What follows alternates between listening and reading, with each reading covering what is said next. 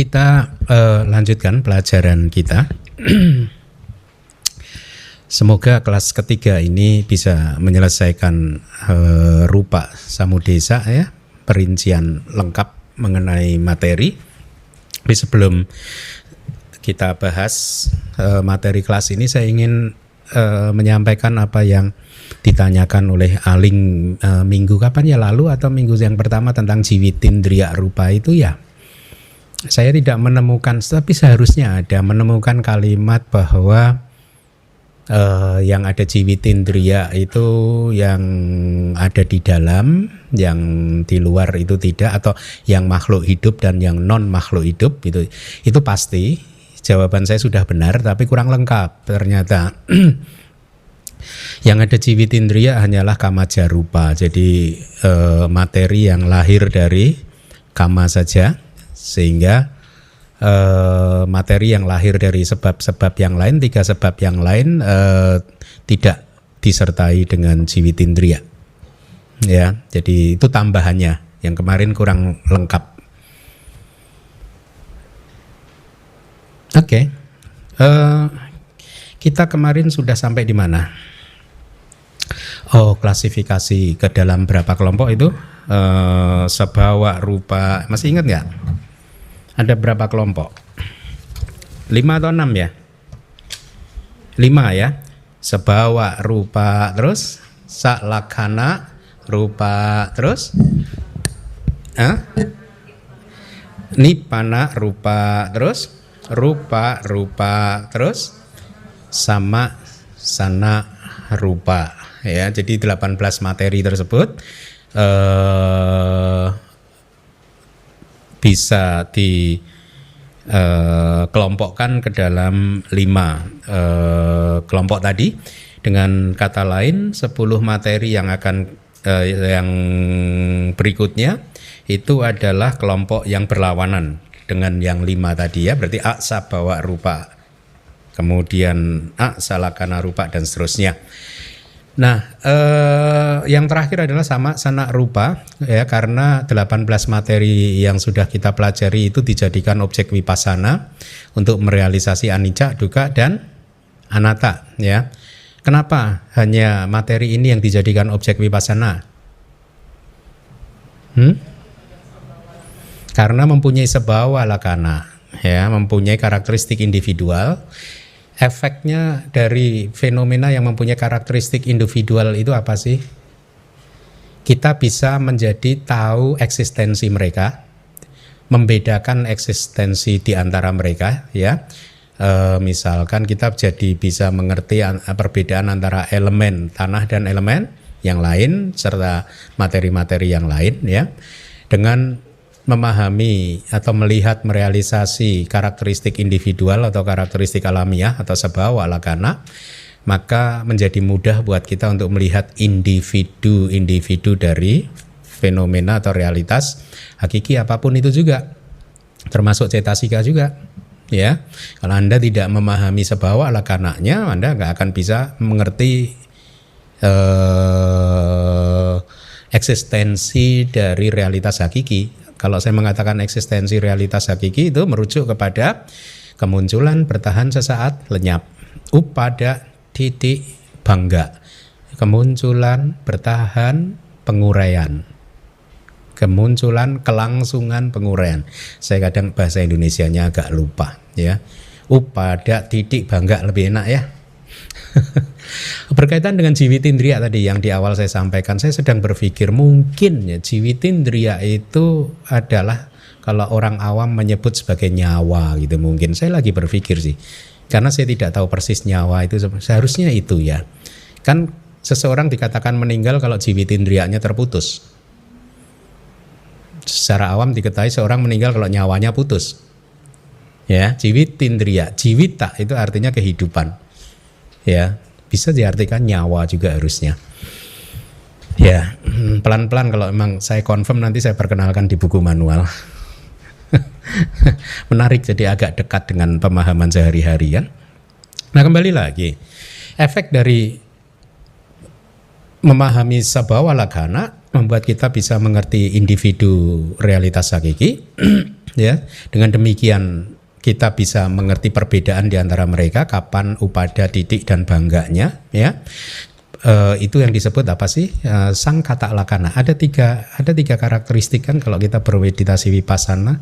Ya, yang pertama adalah sebawa lakana, yaitu karakteristik individual setiap fenomena hakiki, realitas hakiki. Kemudian sang kata lakana, karakteristik dari segala dhamma yang terkondisi, yaitu apa? Upada, didik, bangga, muncul kelangsungan dan penguraian. Dan yang terakhir adalah samanya lakana. Apa itu? Karakteristik umum atau universal, ya, yaitu anicca, dukkha, dan anatta. Itu logikanya seperti itu.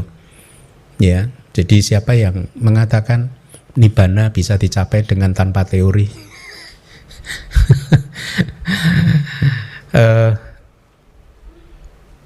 Beberapa waktu yang lalu, ini saya ulangin lagi karena mungkin ada yang nggak mendengar dulu. Ada kawan kakak kelas saya sebenarnya waktu kuliah di Myanmar, namanya seorang sayali kan ya. Beliau ini sejak menjadi sayali sebenarnya meditasinya sudah langsung berkembang dan sudah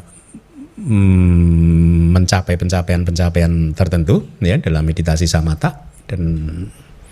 Tapi walaupun demikian kemudian tekad beliau karena dianjurkan oleh gurunya, beliau tetap menempuh jalur pariyati, belajar Tripitaka ya. Masuk tahun 2003 dan sampai 2018 belum lulus, mau lulus 15 tahun bayangkan. Padahal meditasinya sudah master, istilahnya begitu. Saya menyampaikan ini khusus di Indonesia sih, karena saya sering mendengar udahlah nggak usah belajar, langsung praktek aja. Agama Buddha itu agama praktek, bukan agama teori. Enak ya kalau bisa gitu ya benernya. Enak nggak sih? Enak dong, gitu. Kita langsung praktek dokter aja. Ya nggak bisa praktek, nggak usah belajar. Aling kena saingan. Semua orang bisa praktek. Jadi kokohlah pemahaman Anda bahwa Anda tidak berada di jalur yang salah. Ya, mari kita lanjutkan. Kita sekarang masuk ke 10 materi yang berikutnya, ya, yang bukan materi yang asli, yang sesungguhnya juga bukan realitas hakiki, ya. Kalau di bab berikutnya itu ada syair, saya lupa di bab ke-5, 6, 7. Bab ke-7 itu ada syair ya, 5, 6, 7. Ada syair kira-kira setelah menguraikan 72 realitas hakiki. Nah gitu. 72 cata. Ya, setelah menguraikan 72 realitas hakiki sekarang coba dihitung 72 realitas hakiki itu apa saja? Jadi ternyata realitas hakiki ada 72. Bukan 4. Di bab 7 nanti Anda belum sampai, tapi Anda sudah bisa berhitung sekarang. Dihitung cita ada berapa? 1, sesuai karakteristiknya dihitung 1. Cetasika 52. Berarti tambah 1 berapa? 53. Cetasika rupa susah. Nibbana 1, 54. 72 kurangi 54 berapa anak-anak? 18 itu yang mana? Ya itu tadi. Syair di Abhidhamma Sangga bab ke-7 itu ada kira-kira begitu. Makanya nanti semoga kita mempunyai kelas chanting Abhidhamma Sangga, jadi kita mulai hafal-hafal syair gitu ya. Ada baik wajib sih saya rasa kalau Anda sudah pengetahuannya udah bagus begini, wajib menghafal syair Abhidhamma Sangga. Saya rasa kalau 6 bulan gitu hafal Anda. Hafal. Nanti bayar saya ya. Bayarannya apa bayarannya? Jadi kalau chanting bersama-sama gitu enak. Sama Sambuddhama tulang saja dhamma utamang abi wadiya basisang abi dhammata sanggahang tata wuta abi dhammata satuda paramatato citang cetasikang rupang nibbana miti sabada tata citang tawa catu bidang hoti kama wajarang rupa wajarang arupa wajarang lokutaran ceti dan seterusnya. Gampang. Nanti Anda hafal. Nanti kita setelah 1 tahun pada hafal, kita adakan lomba chanting Abhidhamma Sanggaha ya. Nah, jurinya saya sambil bawa pentungan. Memang kalau di Myanmar kalau ini hafalan Samanera loh. Oh. Jangan bangga dulu di Myanmar Samanera ini. Makanya seadonya biasanya bawa pentungan gitu. Karena Samaneran kadang ada yang nakal, ayo. Biku udah hafal semua. Ya, ini pelajaran Samanera. Ya. Ya nanti semoga kita punya kesempatan untuk menghafal ya, nggak apa-apa. Ya. Yuk kita lanjutkan. Jadi 10 materi yang sisanya adalah bukan rupa. Dan sekarang Anda tahu ada 72 realitas hakiki. Tadi sempat saya singgung sebentar ya. Yang pertama adalah elemen angkasa dinamakan sebagai materi pembatas. Ya, mari kita baca bahasa palinya. Elemen angkasa adalah akasa dhatu. Nama grupnya, kelompoknya adalah pariceda rupa. Atau materi pembatas ya, pariceda itu pembatas gitu ya. Kemudian saya bacakan supaya hemat waktu ya. Yang berikutnya adalah winyati rupa. Itu ada bahasa palinya, coba diikuti saya, winyati rupa. Anda sudah sering mendengar kata winyati berkali-kali kan? Apa itu? Isyarat rupa materi. Berarti materi isyarat ada 2, kaya winyati, waci winyati, isyarat tubuh dan isyarat ucapan ya. Penjelasannya, oleh karena ini biasa di kitab komentar itu permainan kata-kata untuk menjelaskan itu begitu. Nak kasa titik akaso kan mirip kan? Akasa, oh nak kasa. Nah, kasati, kasako itu apa? Orang yang mencangkul apa, petani ya. Jadi ini kasati berarti mencangkul, membajak gitu ya. Oleh karena tidak bisa dibajak maka disebut angkasa. Disebut sebagai elemen angkasa karena angkasa itu sendiri adalah akasa, tidak bisa dibajak artinya, dan sekaligus merupakan elemen dalam pengertian tanpa kehidupan. Ya, masih ingat definisi elemen yang muncul berkali-kali adalah nisata nijiwa kan? Ingat nggak? Nirsata nirjiwa. Bukan makhluk, bukan jiwa. Ya, jadi itu hanya semata-mata elemen saja yang mempunyai karakteristik individualnya sendiri, terkondisi dan seterusnya. Jadi tidak ada makhluk, tidak ada jiwa, tidak ada nyawa, tidak ada kehidupan. Hanya elemen saja. Nah, akasa dhatu disebut sebagai materi pembatas karena dia adalah materi yang membatasi dengan cara memastikan materi-materi di setiap kelapa tidak bercampur dengan kelapa yang lainnya. Kalau untuk bayangan Anda, kelapa itu bayangkan aja, karena ini di kitab juga guru menjelaskannya dengan cara demikian. Telur di dalam keranjang itu ya, saya sudah sampaikan kan ya.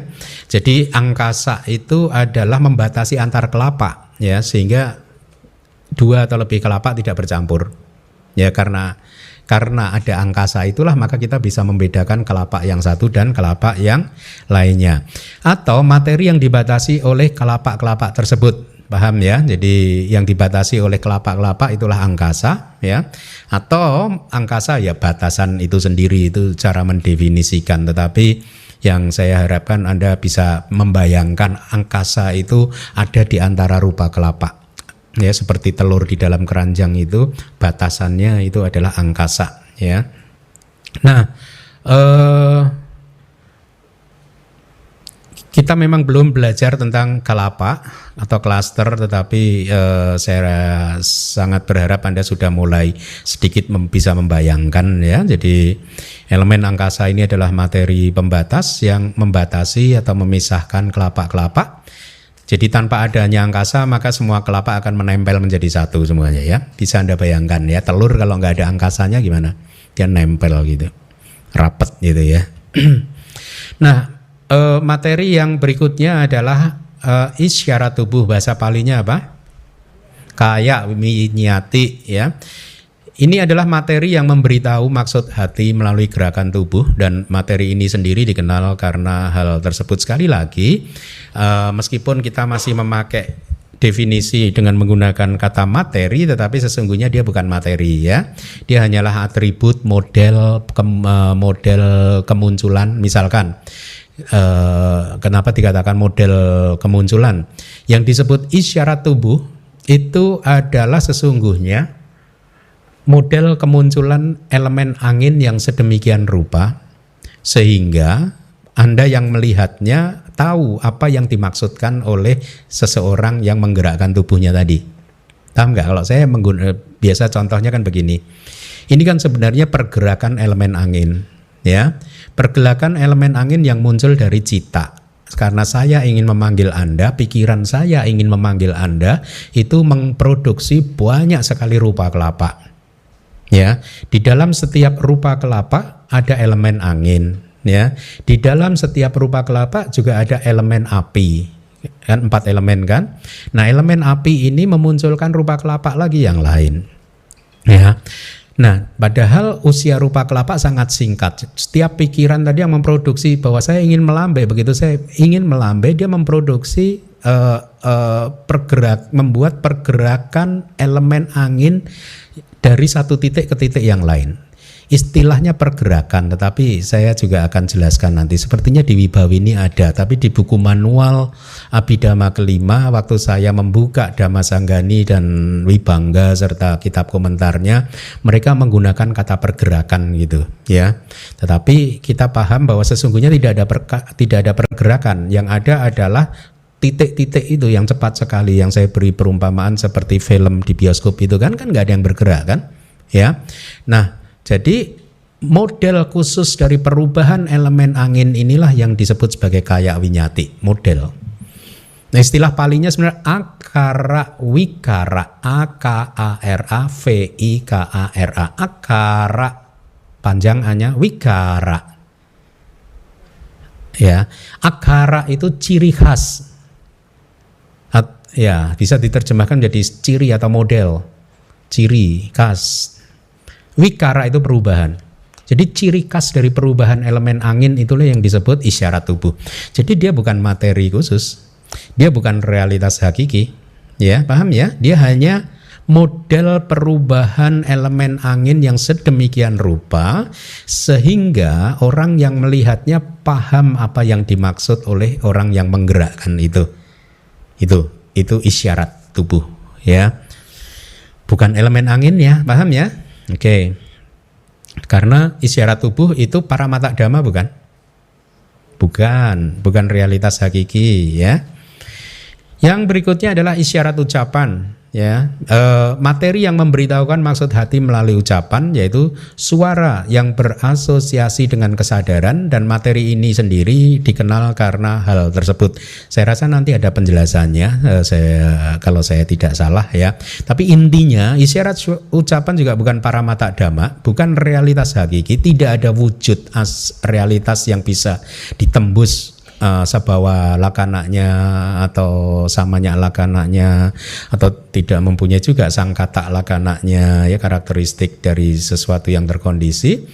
Dia hanyalah merupakan kembali akara wikara, jadi ciri khusus dari perubahan yang terjadi pada saat seseorang berpikir ingin mengucapkan abhidhamma. Pikiran tersebut menghasilkan, di sana ada witaka. Nah, witaka ini terjadi difusi, menyebar.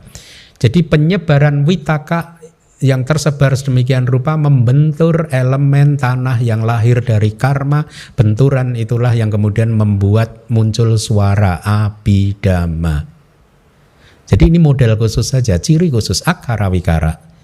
Ya, ciri khusus dari difusi witaka, difusi penyebaran dari witaka. Ya, witaka itu faktor mental kan, cetasika kan. Untuk lebih akuratnya kita baca aja, seharusnya ada penjelasannya.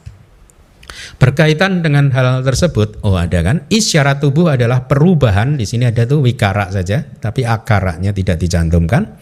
Yang terjadi di dalam elemen angin yang lahir dari kesadaran, ya, lahir dari cita yang menghasilkan gerakan maju mundur, ya, ke belakang, ke samping kanan, samping kiri, atau tangan yang melambai seperti ini dan sebagainya, yang menjadi sebab timbulnya akibat yang menyertai di dalam setiap kekakuan, penahanan dan getaran materi yang lahir bersamanya. Paham? Paham? Makanya butuh guru. Hah? Butuh guru enggak? Kalau enggak pulang loh saya. Makanya butuh guru. Ya, kalimatnya kayak gitu gimana? Kalimat, katakanlah kalimat 1500 tahun yang lalu. Wibawini itu kan mungkin 1500, ya, lebih mungkin. Jadi kadang sulit untuk menerjemahkan. Kalau di Myanmar itu begini. Ini supaya Anda tahu, dan yang di YouTube nanti juga tahu. Kalau kita tidak boleh menerjemahkan kalimat Pali dengan apa istilahnya? Menerjemahkan sedemikian rupa sehingga mudah untuk dipahami oleh orang modern. Artinya grammarnya ditinggalkan. Yang penting kalimatnya luas. Nggak boleh kalau kita dulu dididik di Myanmar. Kalimat Pali harus diterjemahkan secara presisi. Ya, kalau untuk ya untuk, kalau milik ya milik, istilahnya begitu. Untuk dia atau milik dia itu, untuk kepada atau apa, itu presisinya harus. Tidak boleh kemudian misalkan dipermudah supaya kalimatnya menjadi mudah kayak ini, misalkan dipermudah supaya kalimatnya mudah dipahami. Nggak boleh. Kalau ujian begini, begini ini full mark 100 nilainya. Kalau dirubah-rubah, coret separuh. Kira-kira begitu. Makanya kadang sulitnya begitu menerjemahkan kalimat Pali. Kita harus berpikir, harus mengambil keputusan. Ya, tetapi saya melihat poin positifnya dari Sayadaw Myanmar. Kenapa kita tidak boleh menerjemahkan sesuka hati kita? Karena kita ingin melacak akurasinya supaya bisa saja terjemahan saya dan terjemahan Anda salah. Ya, berbeda maksud saya, benar nggak? Ya, makanya tidak boleh dirubah, apapun tidak boleh, harus akurat, harus presisi gitu. Gitu. Meskipun terdengar kadang sulit untuk dipahami, tapi kan ada guru, ya nggak? Butuh saya nggak sih? Tuh, ya udah, kalau butuh saya seneng, kalau enggak saya pulang kemana, ini rumah sendiri. Nah, maksudnya berkaitan dengan hal tersebut saya baca lagi ya. Isyarat tubuh adalah perubahan yang terjadi di dalam elemen angin, tetapi sebenarnya ini adalah ciri khusus perubahan elemen angin seperti yang tadi saya jelaskan, lebih mudah kan ya. Ya, ada kalimat menyertai timbulnya akibat yang menyertai di dalam setiap kekakuan, penahanan dan getaran materi yang lahir bersamanya. Itu nanti berkaitan dengan jawana pertama, kedua, ketiga, keempat dan ketujuh. Ya, nanti akan saya jelaskan. Saya lihat catatan dari Wibawini yang lain. Oh, ini dari Damasang, dari kitab yang lain. Intinya pertama, jadi isyarat tubuh itu kenapa disebut isyarat? Karena dia memberitahu, mengkomunikasikan maksud hati, kan gitu kan, sehingga Anda paham dengan gerakan tubuh tertentu itu. Kalau berjalan ke depan berarti Anda paham bahwa oh dia sedang berjalan ke depan, kan begitu. Itu makanya isyarat. Atau dia balik arah, Anda paham dia sedang balik arah. Tidak ada isyarat tubuh yang muncul dalam gerakan pohon, rumput dan lain-lain. Ada gerakan, ada perubahan elemen angin di sana, tapi itu bukan isyarat. Ya, bukan isyarat tubuh. Karena apa? Tidak ada akara wikara, ciri khusus perubahan yang membuat orang yang melihatnya paham apa maksudnya. Anda paham kalau ada pohon daunnya melambai gitu, maksudnya pohon itu apa? Nah, makanya bukan isyarat, sama-sama gerakannya. ya, dan lain sebagainya. Kenapa? Karena kalau bahasa Palinya winyati wikara, ada wikara lagi, rahita. Rahita itu devoid, tidak ada perubahan isyarat. Winyati wikara rahita. Kenapa gerakan pohon dan lain-lain benda mati atau gorden itu bukan merupakan isyarat meskipun sama-sama bergerak? Karena winyati wikara rahita, devoid of perubahan isyarat. Tidak ada perubahan isyarat di dalam gerakan yang tadi disebutkan pohon dan lain sebagainya. Nah, apa itu yang disebut perubahan isyarat? Jadi perubahan itu seperti begini, dicontohkan di kitab yang lain ini.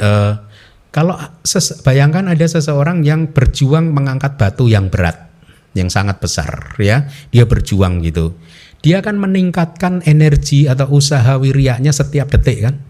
Ya, awalnya mungkin energinya hanya 50%, detik berikutnya jadi 50,5, misalkan detik naik terus kan, ada perubahan terus kan di setiap momen kan? Ya, itu yang disebut tadi winyati wikara, perubahan dari isyarat. Jadi ibaratnya begitu, ada perubahan di setiap momennya seperti seorang yang mengangkat batu tadi gitu. Nah, dia meningkatkan kekuatannya dari saat ke saat sehingga batunya akhirnya bisa terangkat atau bergerak. Jadi perubahan materi isyarat menjadi syarat mutlak untuk penyampaian maksud hati. Perubahan isyarat tadi. Itulah mengapa gerakan pohon dan lain sebagainya bukan materi isyarat, sekali lagi ya. Nah, dan dalam hal getaran tangan dan lain-lain itu sendiri dikenali melalui tubuh. Segera setelah gerakan tangan ditangkap oleh mata orang lain, walaupun sesungguhnya getaran tersebut dihasilkan oleh impuls di batin yang muncul tanpa antara dengannya yang tidak bisa kita ketahui. Artinya begini, pada saat tangan saya melambai, Anda bisa melihat dengan mata Anda. Padahal ini sebenarnya adalah satu perubahan elemen angin yang dihasilkan oleh impuls di mano dwarawiti yang Anda tidak akan bisa melihatnya, ya, yang muncul tanpa antara dengannya yang tidak bisa kita ketahui, ya. Artinya tanpa antara dengannya itu berarti impuls di pintu batin yang muncul tanpa antara dengannya ditangkap oleh mata orang lain, walaupun sesungguhnya getaran tadi, perubahan tadi dihasilkan oleh jawana di pintu batin yang muncul tanpa antara dengannya. I'm not so sure. Nanti kalau udah sampai penjelasan kejawana akan lebih jelas, ya. Akan tetapi bagaimanakah gerakan tangan dan lain-lain terjadi dikarenakan oleh isyarat? Dikatakan berkaitan dengan 7 impuls di dalam proses kognitif dengan satu pengarah awajana. Artinya itu satu proses kognitif. Ya. Di dalam setiap proses kognitif kan hanya ada satu awajana kan? Pengarah satu aja kan? Yes, kesadaran yang mengarahkan ke pintu, baik itu panca indera maupun pintu batin kan? Elemen angin yang lahir nih dari impuls yang ketujuh, ya, yang disertai dengan perubahan isyarat, ya, setelah mendapatkan perkuatan oleh elemen angin yang kemunculannya berasal dari impuls pertama dan seterusnya. Jadi inilah yang menghasilkan winyati nanti isyarat, elemen angin yang diproduksi oleh jawana yang ketujuh. Kenapa? Karena jawana yang ketujuh sudah mendapat perkuatan dari jawana yang keenam. Jawana keenam itu mendapat perkuatan dari jawana kelima. Kelima mendapat perkuatan dari keempat, 3, 2, 1 gitu ya. Jadi dari tadi seperti orang mengangkat kayu berat tadi, energinya berubah terus 1, 2, 3, 4, 5, 6, 7 gitu. Sehingga menyebabkan timbulnya gerakan materi yang lahir dari cita dengan menyebabkannya untuk muncul di tempat lain. Ini saya beri italik kuning. Miring supaya Anda paham bahwa sesungguhnya tidak ada pergerakan. Yang ada adalah kemunculan materi di titik-titik yang berdempetan. Ya, lenyap muncul lagi, lenyap lagi muncul lagi sehingga kita melihatnya seperti ada gerakan gitu, ya. Akan tetapi unsur dasar yang dihasilkan oleh impuls pertama, jawana yang pertama dan seterusnya hanya membuat terjadinya kekakuan dan penahanan semata, bertindak sebagai penolong untuk elemen angin yang diproduksi oleh impuls yang ketujuh, ya. Seperti tadi, orang mau mengangkat batu yang besar, pertama kaku tangannya gitu kan, dan menahan dulu supaya nggak jatuh. Akhirnya tingkatkan energinya, berpindah. Ya, logikanya seperti itu, ya.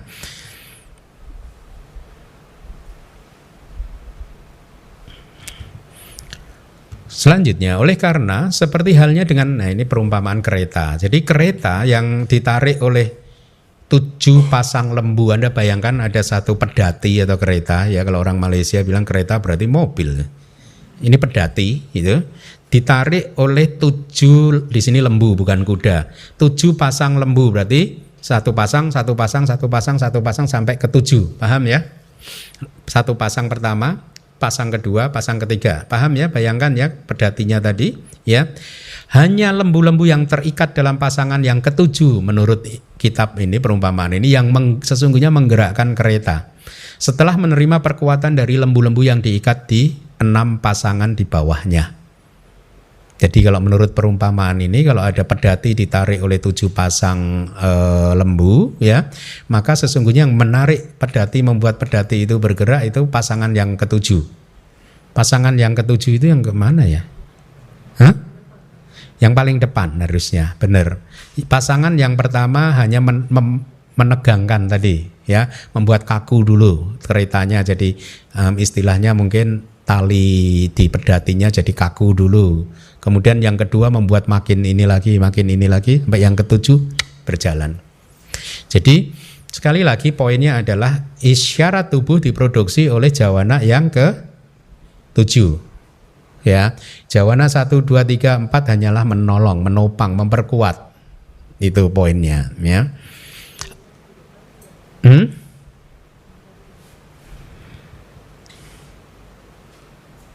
Mana nih?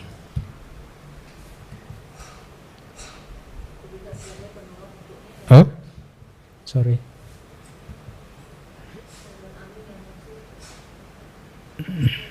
Lagi. Satu lagi.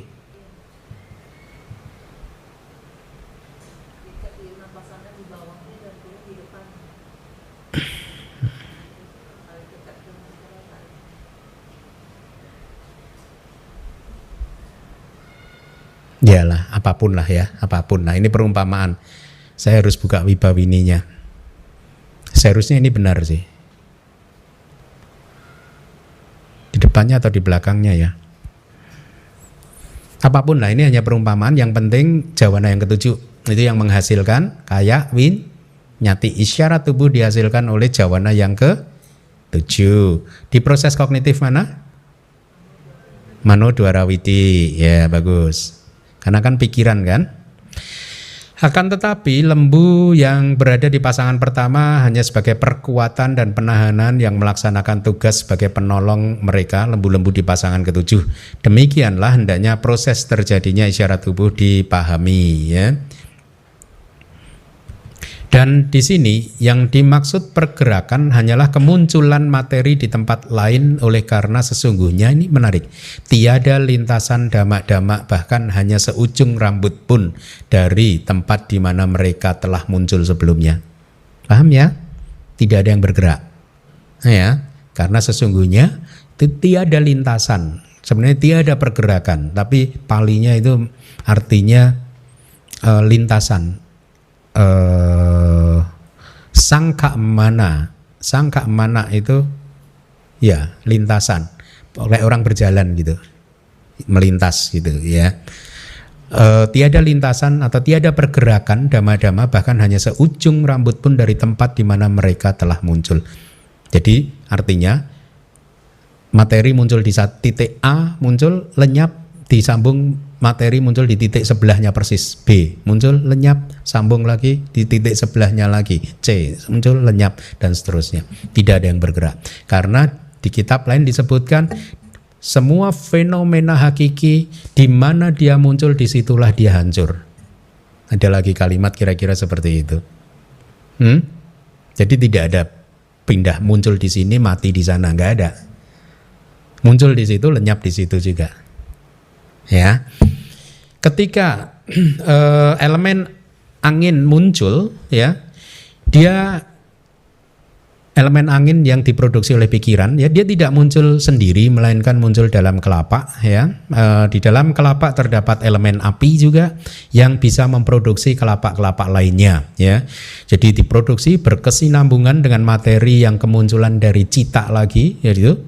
Maka seolah-olah terjadilah pergerakan yang menurut mata telanjang kita, terjadilah pergerakan di tempat lain, ya, yang sesungguhnya itu hanyalah merupakan kemunculan kelapak-kelapak baru di tempat yang berbeda.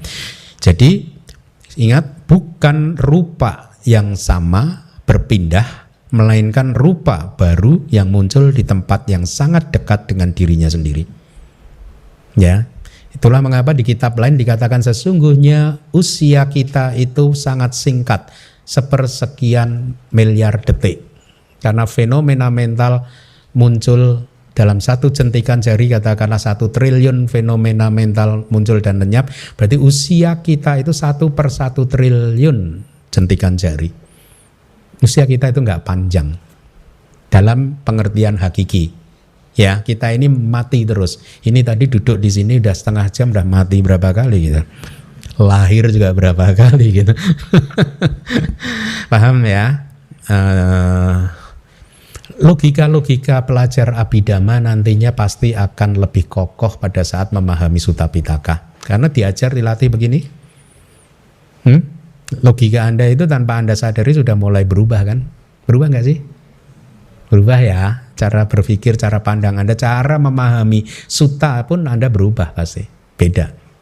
Ya, kita lanjutkan. Di sini, ketika materi yang lahir dari cita atau kesadaran bergerak, itu saya beri tanda kutip, ya. Materi tersebut bergerak bersama dengan materi lain yang terikat dengannya juga, ya. Jadi sebenarnya tidak hanya satu kelompok rupa kelapa saja, rupa kelapa yang lain juga seperti itu kejadiannya, muncul, hancur di situ, muncul di tempat yang berdempetan, hancur lagi di situ, dan seterusnya. Seperti gumpalan kotoran sapi kering yang dibuang ke sungai.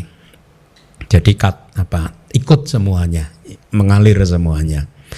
Jadi elemen angin yang kemunculannya berasal dari impuls atau jawana yang pertama dan seterusnya tidak mampu untuk menggerakkan bahkan ketika dia telah terikat pada perubahan isyarat. Tapi dia tidak mampu menggerakkan. Ya, tidak mampu. Hal ini karena materi ini adalah yang memproduksi perubahan ke tempat seperti yang diinginkan. Ya, jadi dia hanya memproduksi, mendukung kemunculan materi yang diproduksi oleh jawana yang ketujuh, itu maksudnya. Jadi kira-kira begitu ya. Sekali lagi poinnya adalah isyarat tubuh diproduksi oleh jawana yang ke-7. Jawana 1, 2, 3, 4 sampai 6 hanya memperkuat, menopang, menolong, ya, membuat kaku tubuh. Tapi yang membuat bergeraknya itu jawana yang ke-7. Kita masuk isyarat yang berikutnya, yaitu isyarat ucapan, agak sedikit berbeda.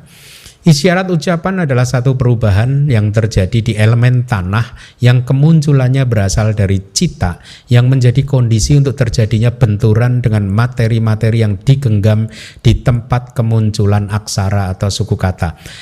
Yang saya miring italik itu materi yang digenggam. Anda akan mulai sering ketemu istilah ini. Upadinaka rupa, materi yang digenggam.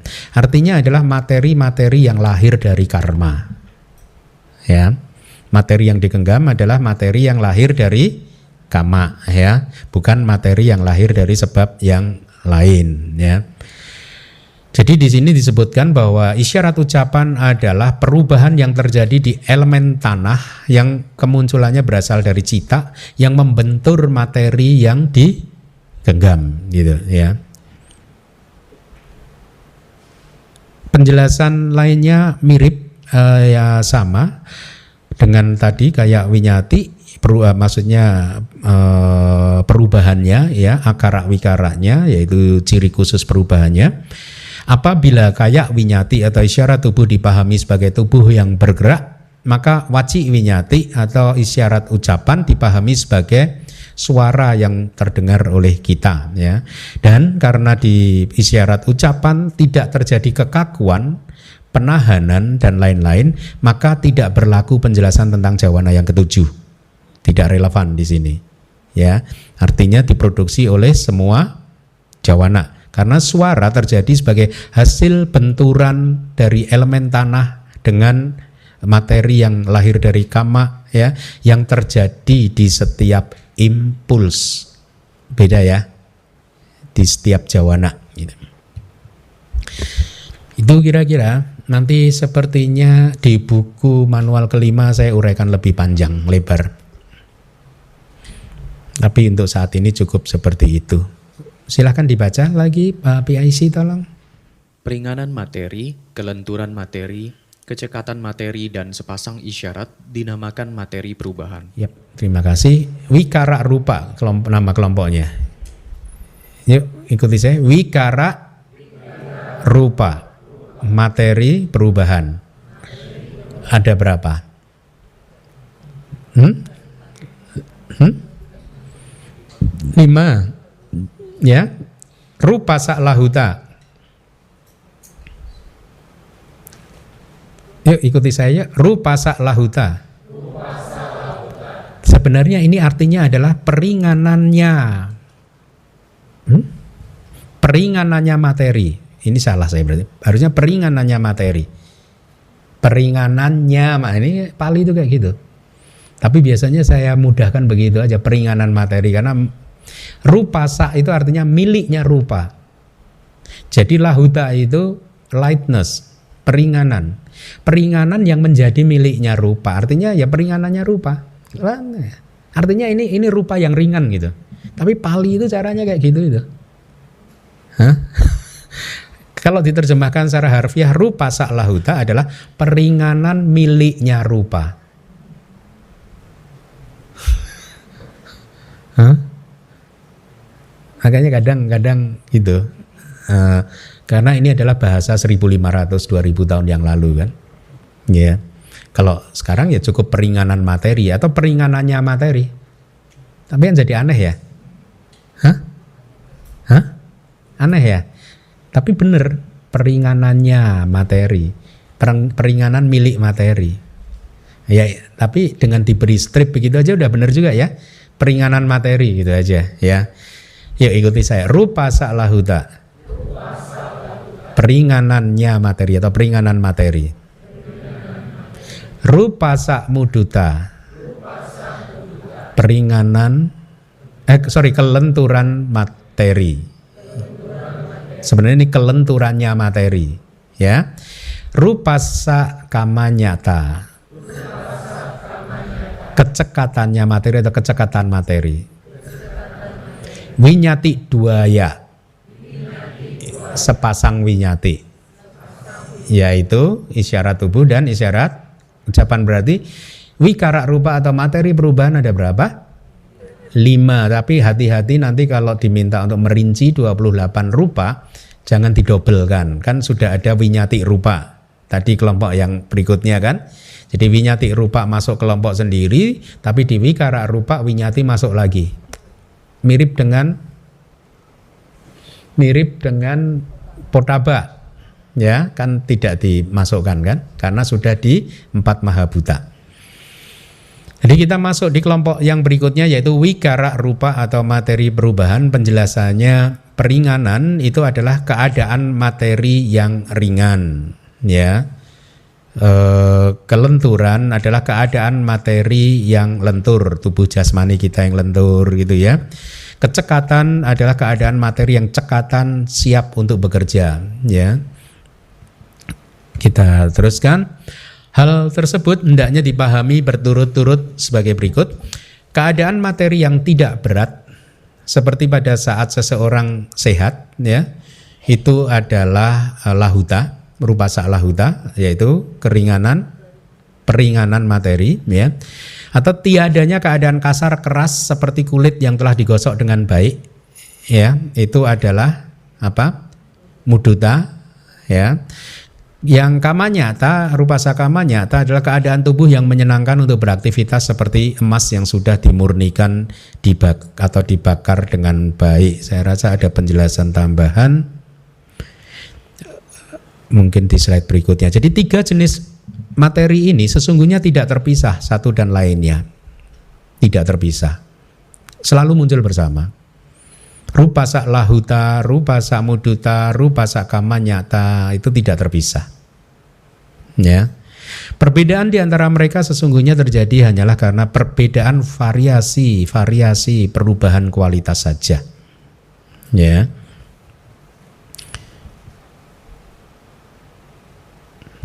Oleh karena peringanan adalah perubahan materi yang kemunculannya berasal dari kondisi yang berlawanan dengan guncangan elemen yang membuat terjadinya kelambanan tubuh, ya.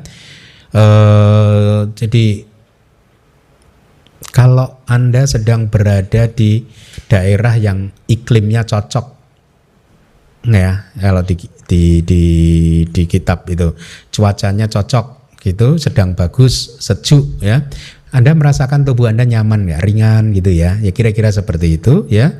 Itulah kira-kira peringanan tubuh. Atau kalau Anda sedang makan enak, asal nggak kebanyakan. Kalau makan enak itu ya, sehat lagi tubuhnya, jadi terasa nyaman dan ringan, ya. Tapi sesungguhnya lebih mudah diketahui kalau Anda mencapai samadhi. Ya, kalau Anda mencapai samadhi, ini terasa sekali. Trio ini terasa sekali. Rupasa, lahuta, muduta, dan kamanyata. Ya, bagaimana tubuh Anda terasa sangat ringan sekali, ya, sangat lentur, sangat lembut, ya.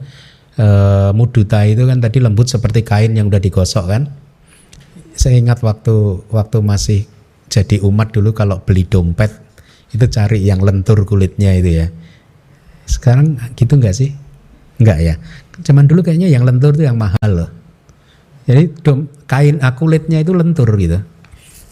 Karena udah disamak, istilah bahasa Jawanya, disamak dengan baik. Jadi kulitnya itu jadi ini. Itu yang mahal gitu.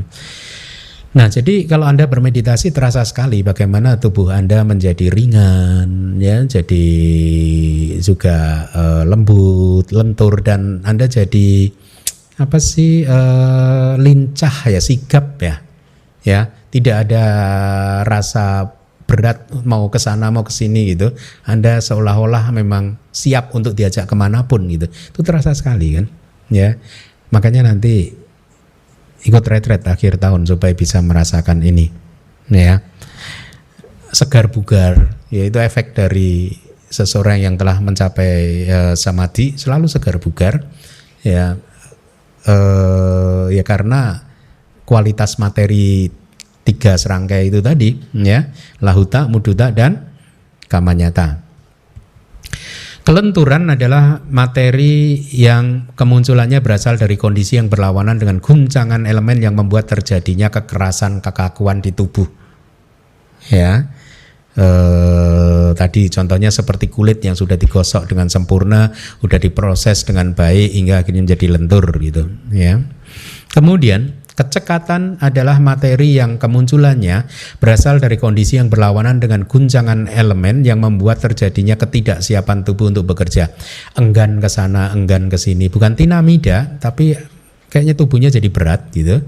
Tidak siap untuk diajak ke sana ke sini gitu, ya. Jadi berbeda. Kalau Anda retret, Anda lincah nggak sih? Nggak ada yang jawab. Setelah hari ketiga, 4 harusnya lincah kan? Nah, udah istilahnya udah mulai dapet nih gitu. Tubuh mulai bisa diajak bekerja ke sana sini dengan baik gitu ya. Ibarat emas yang telah dimurnikan gitu. Jadi katanya emas kalau murni lentur ya, lembek itu ya, sehingga mudah untuk dibentuk menjadi perhiasan yang disukai dengan harusnya ditambah campuran lain kan ya. Ya. Jadi emas yang murni ini bisa dibentuk untuk apa saja, itu perumpamaannya. Ya, kalau tadi muduta adalah kulit ya yang sudah digosok dengan baik.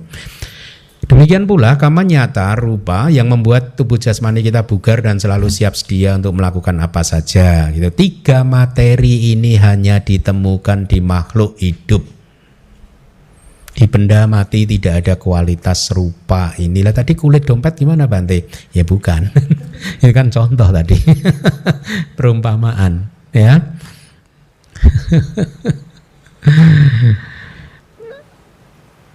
Sekali lagi, ada berapa wikara rupa? 5, tapi sebenarnya 2 winyati sudah juga masuk di kelompok yang sebelumnya. Jadi kalau dirinci Anda harus hati-hati di situ. Kemudian, nah ini sudah saya ganti, makanya tadi berarti saya lupa belum mengganti. Lihat, coba dibaca. Produksinya materi, kelangsungannya materi, kelapukannya materi, dan ketidakkekalannya materi dinamakan materi karakteristik.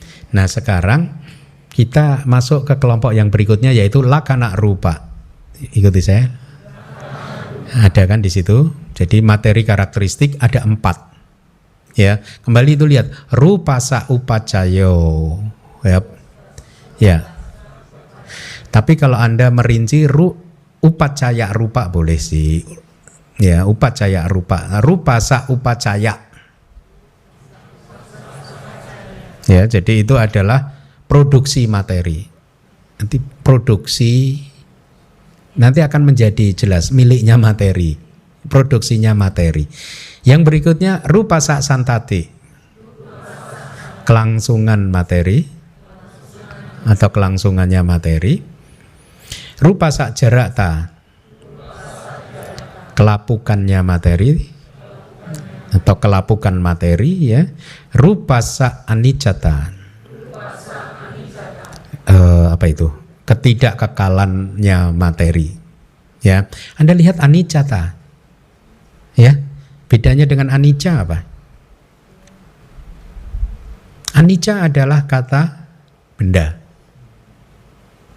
Apa artinya? Tidak, arti harfiahnya tidak kekal. Kalau ditambah ta ini jadi kata benda abstrak, ketidakkekalan. Ya, Anda tahu itu ada jarata, ada tanya lagi kan? Jara itu apa? Lapuk, tua. Jarata berarti ketuaan, kelapukan. Nah, abstrak jadi tambah ke dan an gitu. Itu artinya bawa itu adalah menjelaskan kondisi, menjelaskan sifat atau keadaan, menjelaskan keadaan. Ditambah ta gitu. Bawa di grammar di Pali tata bahasa. Jarata, anicata beda dengan jara dan anicca. Beda ya. Nah, jadi materi karakteristik ada 4, yaitu upacaya, santati, jarata, anicata ya. Ini adalah harusnya kelompok rupa yang terakhir ya. Ya. Kita lihat penjelasannya. Palinya udah ya.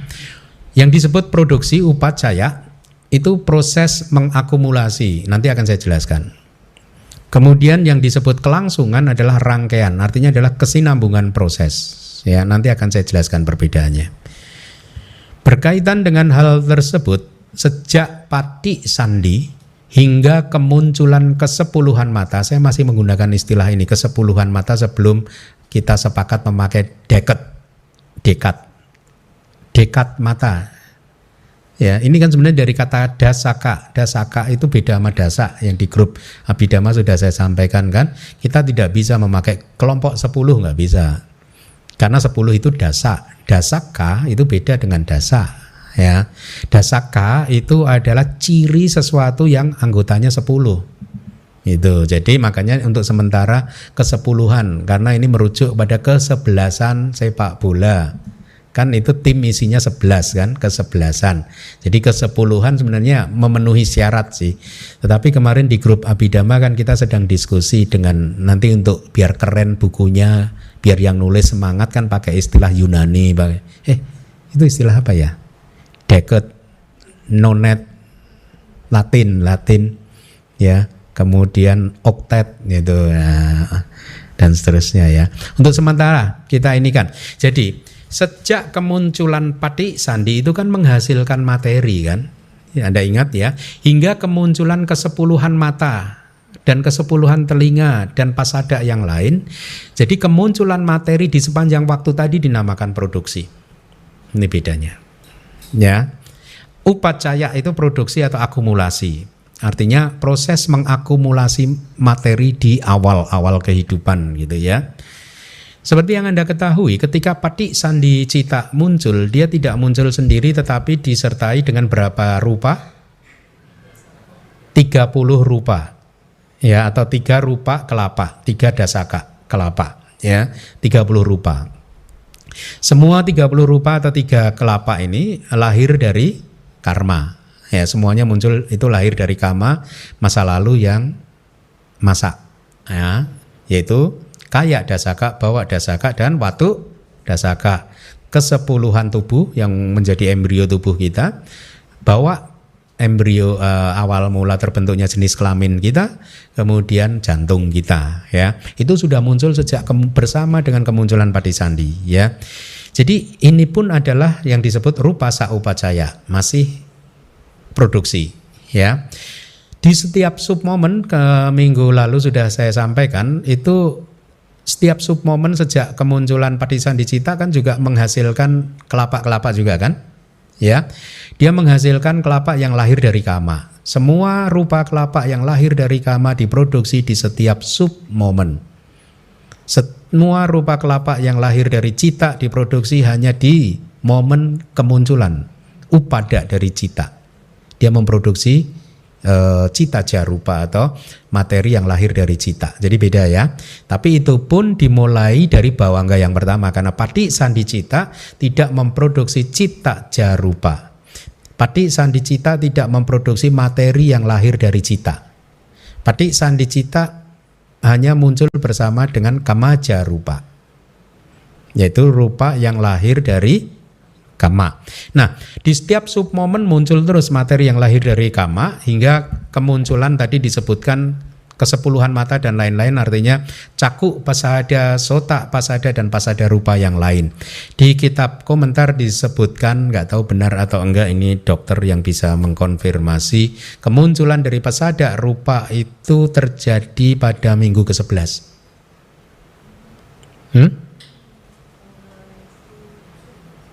Ya, nah gitu ya. Mungkin ada bedanya. Kalau di kitab kira-kira di minggu ke-11 gitu kayak. Ya.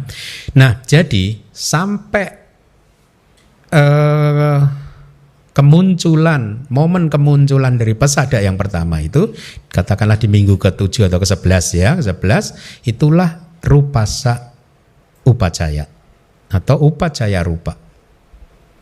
Upacaya rupa juga boleh. Jadi materi yang merupakan produksi, ya, produksi materi. Kemudian rupa yang lahir setelah kemunculan pasada rupa tadi itu adalah rupa sasantati. Jadi udah paham ya sekarang bedanya ya. Jadi sejak minggu 11 katakanlah, sejak minggu ke-11 setiap submomen kan memproduksi rupa terus kan yang lahir dari kama hingga 17 momen kesadaran sebelum cuti cita itu semuanya disebut rupa sasantati. Kenapa harus berhenti dihitung sejak 17 momen kesadaran sebelum cuti cita?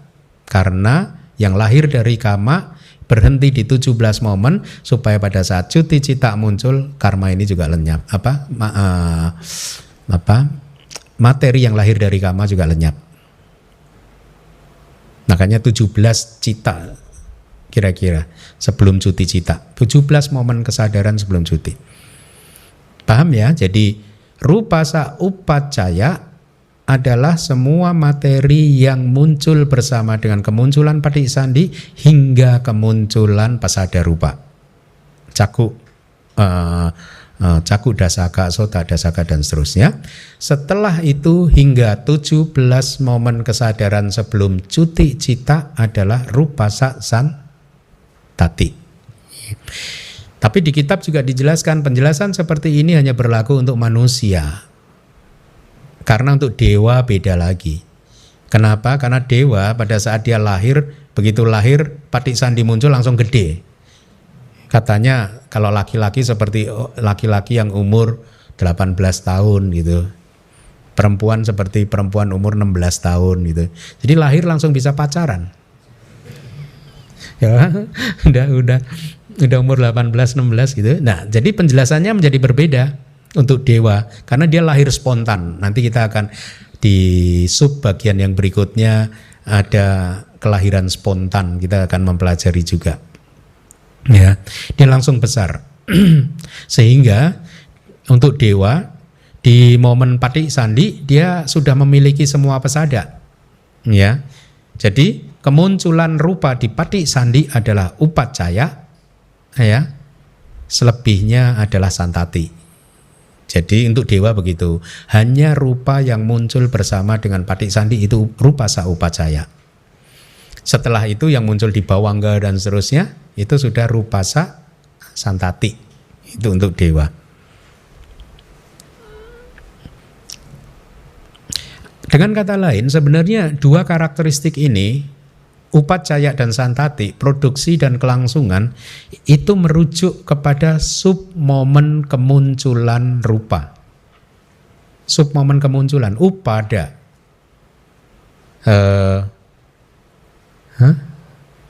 Upacaya dan santati adalah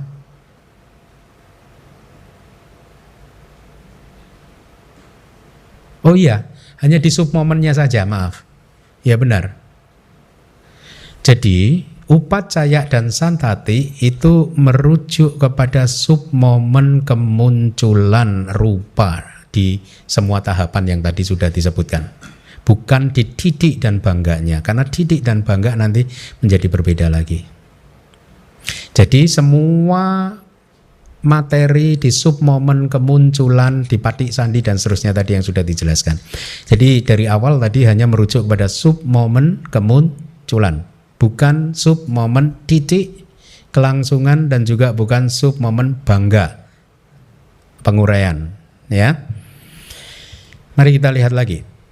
Pelapukan adalah penuaan materi. Nah, ini yang eksis hanya untuk sesaat semata dalam kondisi menuju ke kehancuran atau kelenyapannya masing-masing. Inilah arti dari kelapukan. Jadi berapa usia dari rupa? 17 momen kesadaran. Kalau dikalkulasi ke dalam sub momen ada berapa? 51 sub momen. Sub momen yang pertama itulah upacaya dan santati. Sub momen kelapukan yang mana?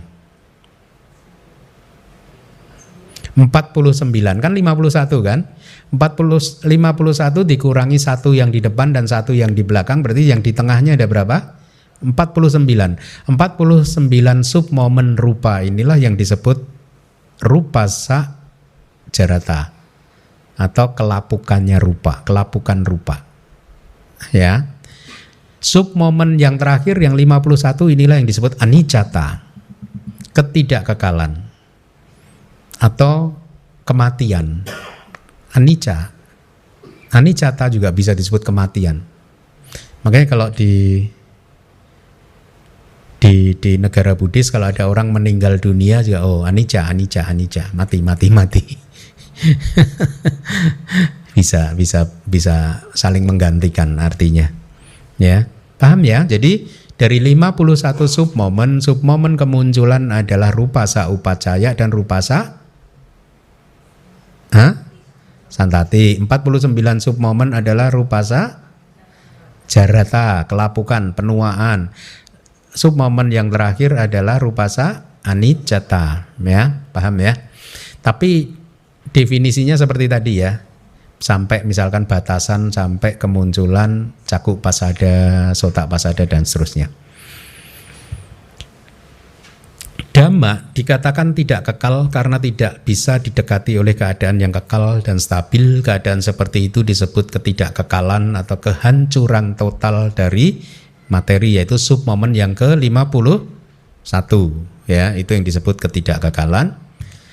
Dinamakan sebagai materi karakteristik karena keadaannya sebagai sebab diketahuinya karakteristik berbagai dhamma dalam setiap fase. Sebenarnya itu bukan materi kan, sekali lagi. Dia hanyalah atribut atau sesuatu yang menunjukkan eksistensi dari realitas hakiki. Jadi kalau rupa sedang berada di sub momen kemunculan, itulah sebenarnya karakteristik upacaya atau santati. tergantung rupanya yang mana. Kalau rupa sedang berada di sub momen kedua sampai ke 49, itulah yang disebut sebenarnya karakteristik jarata, kelapukan. Kalau rupa sedang memasuki sub momen ke-51, kelenyapan atau penguraian, bangga, itulah anicata. Jadi dia bukan realitas hakiki. Dia atribut saja kan. Paham ya? Selanjutnya mohon dibaca. Akan tetapi di sini yang dimaksud dengan produksi dan kelangsungan adalah hanya kelahiran materi. 11 jenis materi ini pun berdasarkan wujud khususnya ada 28 jenis. Ya, sudah paham ya. Produksi dan kelangsungan hanyalah sub momen kelahiran. Ya, ada apa tadi? 11 jenis materi ini pun berdasarkan wujud khususnya ada 28 jenis. Kalau 28 jenis sudah tidak jadi pertanyaan kan? 11 jenis materi yang mana? Mari kita hitung. Kelompok yang pertama apa? Buta rupa. Ya, 1. Kemudian yang kedua, pesada rupa. Ya, 2. Yang ketiga, gocara rupa. 3, 4. Bawa rupa. Kemudian kelima, hadaya rupa. Keenam, jiwitindriya rupa, jiwita rupa ya. 6, terus ketujuh, ahara rupa. Kedelapan, pariceda rupa, angkasa tadi loh. Ya. 8, 9, winyati rupa. 10, wikara rupa, tapi hati-hati winyati dan wikara ada yang overlap ya, yaitu winyatinya di wikara juga termasuk. Jadi winyati sebenarnya juga wikara. Wikara itu perubahan. Ya. Wikara rupa, kemudian yang selanjutnya lakana rupa, itulah yang dimaksud. Jadi 11 jenis kelompok materi ini pun berdasarkan wujud khususnya kalau dirinci ada 28 jenis. Yuk kita ulangin lagi yuk supaya Anda hafal. Kelompok 1 apa? Buta rupa. Kelompok 2, pasada rupa. Kelompok ketiga, gocara rupa. Keempat, bawa rupa. Kelima, hadaya rupa. Betul. 5 ya.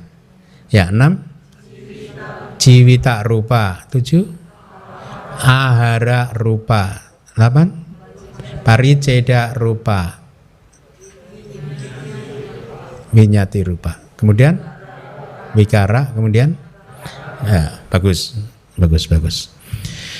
Penjelasannya, kelahiran materi dianggap sebagai kelahiran karena keadaannya sebagai kelahiran materi. Saya rasa udah nggak begitu ini ya, karena sudah saya jelaskan makna-maknanya ya. Dari momen ke momen sejak Padisandi dan dianggap sebagai materi karena pola perilakunya yang terikat pada 4 kesinambungan materi. Artinya sebenarnya ini merujuk kepada karakteristik dari 4 jenis kelapa yang lahir dari kelapa yang muncul dari 4 sebab, yaitu kama, cita, utu, dan ahara. Itu maksudnya. Jadi berlaku semua sebenarnya karakteristik ini. Itu maksudnya. Kelahiran materi hanya dimaksudkan sebagai produksi, kemunculan pertama dari materi di dalam proses, dan kelangsungan juga adalah proses produksi selanjutnya. Tadi sudah dijelaskan bagaimana unsur-unsur dasar transparansi. Ini dari subkomentarnya kan, tadi 11 kelompok tadi, unsur-unsur dasar transparansi, objek, wilayah penjelajahan harusnya, jenis kelamin, jantung bersama dengan materi-materi kehidupan, jiwitan, ria rupa, ahara ya, menjadi 18. Semuanya itu bersama dengan pembatas, isyarat, winyati kan, perubahan wikara dan lakana, 10 materi yang tidak terbentuk nyata menjadi 28 jenis. Paham ya? Sudah dijelaskan kan tadi kan? Penjelasan berikutnya cukup jelas. Saya nggak tahu 17 itu apa sih tadi? Hah? 17 apa sih? Hah? Kok nggak ada syair 17? Ada ya? Nggak ada ya? Mungkin karena Ya, saya sudah ini kan. Oke, kita selesai berarti perincian. Ulangin lagi, 28 rupa apa saja yuk? Buta rupa ada berapa? 4 apa saja? Palinya ya. Apa yang pertama? Patawi saja salah. Patawi, datu.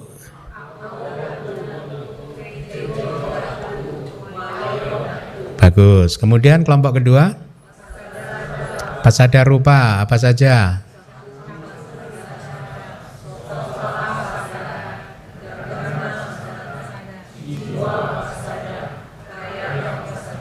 Terus gocara rupa apa saja? Rupa, sada, ganda, rasa. Podaba terdiri dari apa?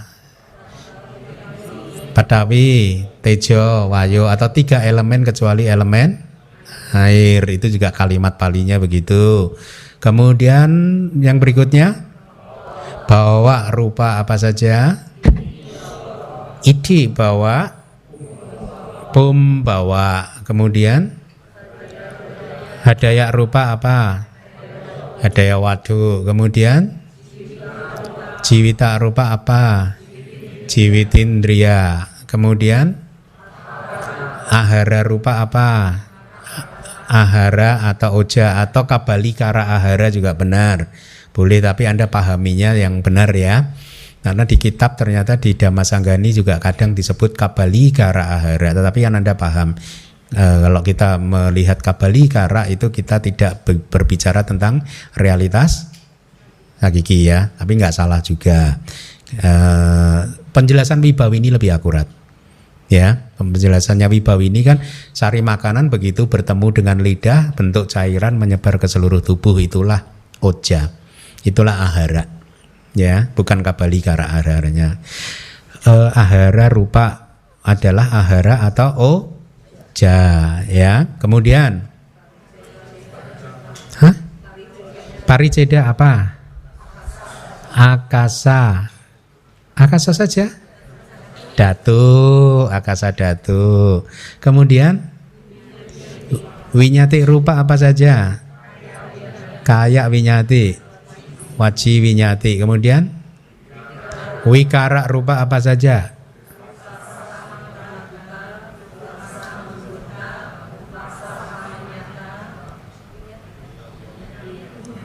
Ada berapa wikara rupa? 5 apa saja? Rupasa lahuta, rupasa. Berarti tambah 2 winyati ya. Kemudian nakana rupa apa saja? Rupasa upacaya, rupasa upacaya, rupasa santati, rupasa kamanyata. Apa saja itu artinya? Rupasa upacaya adalah produksi rupa. Rupasa santati kelangsungan rupa. Rupasa jarata kelapukan rupa. Rupasa anicata ketidakkekalan rupa. 28 dibagi menjadi 2 kelompok besar, yaitu apa? 4 maha buta dan 24 upadaya rupa ya. 28 materi ini juga bisa dikelompokkan ke dalam 11 tadi. Tapi kalau yang 18 materi bisa dikelompokkan ke dalam 5 kategori. Apa saja? Sabawa rupa, terus salakana rupa, terus nibbana rupa, terus rupa, terus sama sana rupa. Apa itu sabawa rupa? Karena materi itu mempunyai sabawa. Sabawa itu apa? Karakteristik individual, masing-masing punya karakteristiknya sendiri, maksudnya itu, atau karakteristik alamiah. Sama. Salakana rupa, nah, karakteristik materi ini mempunyai karakteristik universal kan? Apa saja? anicca, dukkha, dan anatta. Yang ketiga apa? Nibbana rupa apa itu? Bahasa Indonesianya apa? Materi yang nyata, yang terbentuk nyata. Artinya apa? Penjelasannya bagaimana? Materi yang lahir langsung dari satu, dua atau lebih dari 4 sebab, dari sebab-sebab, yaitu kama, cita, utu, dan ahara. Dia lahir langsung dari sana. Ya, langsung lahir, karena nanti diklasifikasi tentang rupa samudhana, yaitu sebab kemunculan rupa. Kadang materi yang tidak nyata juga dikatakan lahir dari lahir dari cita, utu, itu ada. Misalkan winyati. Winyati itu sebenarnya cita jarupa, yaitu materi yang lahir dari cita. Nah, jadi kalau Anda mendefinisikan nibbana rupa adalah materi yang lahir dari sebab tadi kama, cita, utu, atau hara, jadi kurang lengkap. Artinya harusnya materi yang langsung lahir atau lahir langsung dari situ. Nah, winyati rupa isyarat adalah cita jarupa, materi yang lahir dari cita tapi nggak langsung. Sesungguhnya yang lahir dari cita adalah elemen anginnya, itu kan. Kira-kira pemahamannya begitu ya. Jadi supaya nanti kalau kita masuk ke subbab berikutnya Anda tidak bingung. Itulah nibbana rupa, yaitu materi yang lahir langsung dari sebab. Bisa kama cita, bisa kama cita utu, bisa empat-empatnya misalkan gitu. Kemudian yang keempat setelah nibbana rupa apa? Rupa itu apa bahasa Indonesianya? Jadi itu kayak ditekankan gitu kan, rupa 2 kali kan double kan. Ini loh rupa gitu. Rupa asli gitu. Ya, rupa yang asli ya ini gitu. Artinya realitas hakikinya ya ini gitu. Yang lainnya bukan realitas hakiki ya. Kemudian yang terakhir ya, sama sana rupa. Kenapa? Materi yang harus dipahami, yang bisa dipahami melalui vipassana. Baik, selesailah rupa samudesa. Minggu depan kita masuk ke subbab yang berikutnya. Sadu. Pertama, Handi mungkin Bante, tadi mau memastikan lagi bagian lakana rupa. Tadi kan Bante menjelaskan ada 51 submomen tadi. Kalau dihitung kan yang pertama kan yang upacaya dan kedua santati. Tadi 49 Bante untuk yang jarati. Bukankah 48 mungkin Bante? Mau memastikan saja sih. Kan anicata terakhir 1. Bukan, begini. 49 begini. 2 yang pertama rupa sa upacaya dan kemudian rupa sa santati itu sebenarnya merujuk kepada kemunculan rupa, upadanya rupa. Tetapi kedua karakteristik ini dibedakan momen atau tahapan kemunculannya. Rupa sa upacaya adalah kemunculan materi yang terjadi sejak patisandhi cita, kemunculan patisandhi hingga kemunculan dari pasada. Sebenarnya kalimat palinya bukan pasada tetapi caku dasaka, sota dasaka dan seterusnya. Ya, karena rupa tidak bisa muncul individu kan. Rupa harus muncul di dalam klaster gitu ya. Nah, itulah yang kemunculan, setiap kemunculan submomen kemunculan dari materi dari rentang waktu sejak patisandhi sampai kemunculan dari caku dasaka, sota dasaka dan seterusnya, itulah yang disebut rupasa upacaya. Tetapi submomen kemunculan berikutnya setelah caku dasaka muncul hingga ke kemunculan hingga ke momen 17 cita sebelum cuti cita, itu disebut rupasa santati. Kemunculannya saja, upadanya saja.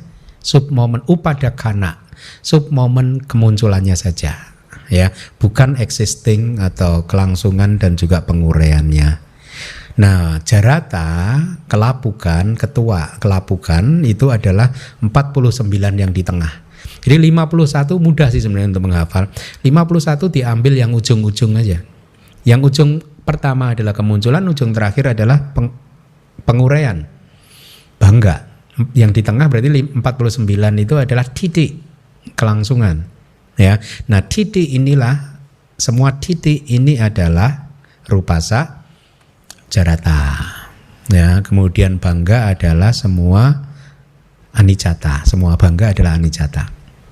Bukan 48, jadi 49. Ya. Oke. Kemudian kalau kita membicarakan mengenai kaya winyati, Bante, apakah dari mimik itu juga termasuk, Bante? Dari mimik ya. Ya, selama itu adalah dimaksudkan untuk memberi informasi kepada orang, ya itulah winyati. Karena kata winyati adalah memberi informasi, memberitahu isi hati gitu. Ya. Tapi kalau ada orang yang, maaf nih, kadang ada gerakan refleks tanpa maksud, ya mungkin itu bukan winyati. Ya, karena dia tidak mempunyai pikiran untuk menyampaikan apapun dari gerakan tubuhnya gitu. Ya. Ya. Kan ada kan orang yang gerak refleks tubuhnya itu apa namanya itu? Hah? Hah? Ada lah ya. Saya nggak tahu bahasa Indonesianya itu. Jadi orang punya gerakan refleks gitu, kayak gitu. Nah itu mungkin kan dia nggak punya maksud apa-apa. Jadi kata winyati adalah memberi informasi, memberi tahu. Saya terjemahkan jadi isyarat. Ini isyarat nih, isyarat dari yang bergerak nih, gitu. Ya. Terima kasih, Bante.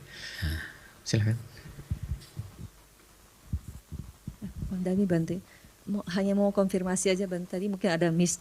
Jadi untuk yang rupasa upacaya dan rupasa santati itu hanya untuk yang kama jarupa atau yang cita dan utu juga, Bante? Cita jarupa dan utu jarupa sama ahara rupa. Harusnya untuk semua, Dar.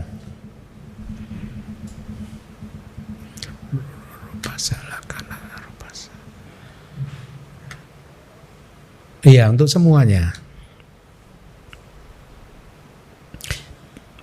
Tadi diberi contoh hanya untuk kamajarupa. Ya, tadi diberi contoh hanya di kamajarupa. Kalau misalnya kita lihat dari yang keterangan upacaya itu kan yang sampai terbentuknya caku dasaka dan sebagainya itu kan kamajarupa. Kamajarupa. Nah, setelahnya itu setiap kemunculan kan sudah disebut sebagai santati. Nah, apakah yang dari yang cita jarupa? Semua, karena itu ya semua. Jadi keterangan tadi hanya dimaksudkan untuk kayak acuan, referensi. Karena begini, utuja rupa kan rupa kan muncul dari 4 sebab, kama, cita, utu, dan ahara. Kama jarupa muncul sejak kemunculan padisandi dan setiap submomen muncul terus, ya. Cita jarupa muncul pertama kali muncul adalah di submomen kemunculan bawangga yang pertama, ya. Dan setelah itu di setiap submomen kemunculan cita dia muncul terus. Utu jarupa, kama, cita, utu. Utu jarupa munculnya di submomen kelangsungan. Ya, jadi sejak patik sandi, kelangsungan patik sandi, utuja rupa muncul, gitu. Dan di setiap submomen kelangsungan, utuja rupa muncul. Ya, ahara rupa itu munculnya adalah ahara. Rupa yang lahir dari ahara muncul adalah, saya agak lupa syairnya. Rupa yang lahir dari ahara muncul ketika makanan masuk dan bertemu dengan ini dan sejak itu diproduksi. Tapi saya akan pastikan di submomen apa. Nah, jadi tadi penjelasan tentang rupa, saupacaya dan seterusnya hanya dijelaskan berdasarkan kamajarupa hanya sebagai, saya rasa hanya sebagai status standar saja. Jadi ada titik akhirnya. Titik akhirnya adalah di kemunculan caku dasaka gitu, ya. Jadi walaupun saya udah terbentuk caku dasaka dan sebagainya, itu kan tadinya disebut sebagai setiap kemunculannya sudah disebut sebagai santati. Sampai ke titik setelah kemunculannya. Berarti apakah memang patokannya walaupun cita jarupa, utu jarupa ataupun mungkin ahara? Maksudnya rupa yang dihasilkan oleh ahara itu semua patokannya ya sampai terbentuknya pasada aja yang Nah, upacara. ya harusnya begitu, tetapi sepertinya ada masalah sih. Kan tadi kan Santati kan berhenti di 17 cita sebelum cuti cita. Padahal 17 cita sebelum cuti cita itu cita berikutnya masih memproduksi, masih muncul cita. Artinya citanya masih memproduksi rupa juga, cita jarupa. Memang kama jarupa udah berhenti memproduksi, tapi cita jarupa sudah masih terus berproses, bahkan sesaat sebelum cuti cita, kesadaran yang sesaat sebelum cuti cita itu masih memproduksi rupa. Atau bahkan cuti cita juga. Ini juga dulu ada problem sih. Setahu saya di kitab komentar itu ada pertanyaan dari guru-guru sektarian, apakah cuti cita memproduksi rupa atau tidak.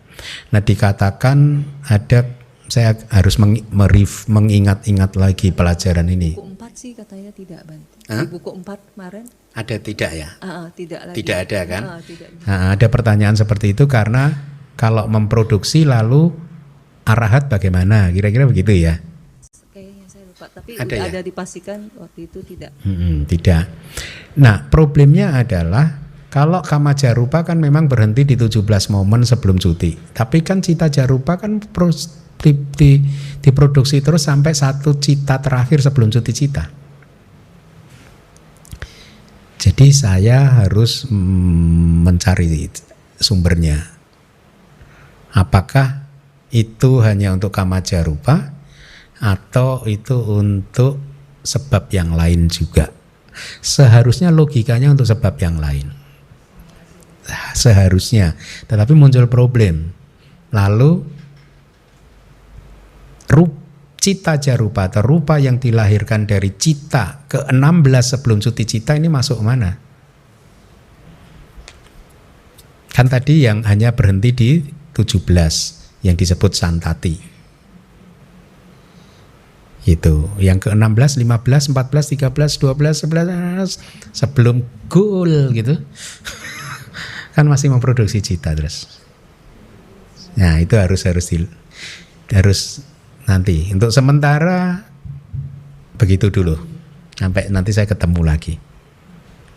Anda itu udah belajar tingkat S2 loh di sini itu. Nah, saya lulus ITBMU hanya S1, jadi ya Anda pahamilah. Enggak, tapi apa maksudnya kalau S1 enggak sampai belajar begini. Enggak sampai belajar begini tuh. Enggak sedetil ini. Anda bersyukur di sini itu sangat detail karena kita kupas dari berbagai kitab, gitu ya. Bante, satu lagi, yang tadi yang kayak Winyati itu kan kata adalah elemen angin, perubahan dari elemen angin gitu kan Bante. Maksudnya dari istilahnya dia muncul dalam satu kalapa di satu tempat, kemudian lenyap, tapi ada kemunculan baru itu di tempat yang lain kan gitu ya Bante maksudnya ya? Di tempat yang berdekatan, kayak bersambungan seolah-olah. Jadi dia nyambung, kayak film bioskop itu. Itu aja Bante. Terima kasih Bante. Ya, silakan. Ada lagi pertanyaan? Malam Bante. Bante, saya mau nanya, maaf kalau itu saya punya pengertiannya ini salah.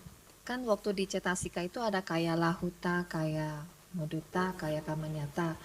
Apa ada hubungannya sama rupasa lahuta, rupasa muduta, rupasa kamanyata? Ya. Itu, iya. Ya. Di Cetasika ada cita lahuta, yang pertama adalah pagunyata ya. Oh sorry, pasadi ya, pasadi ya.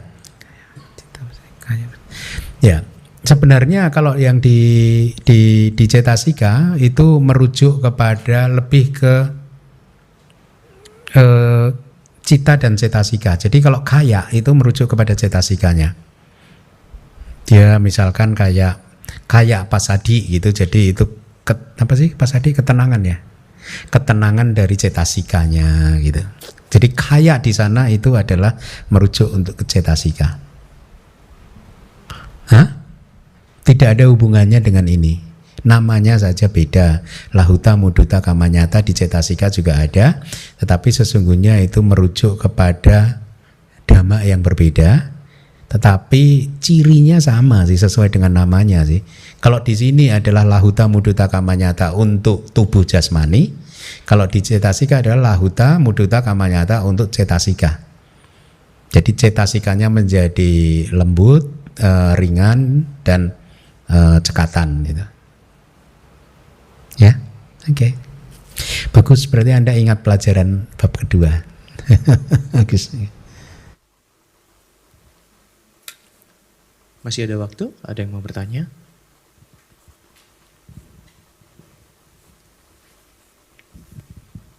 Selamat malam Bante.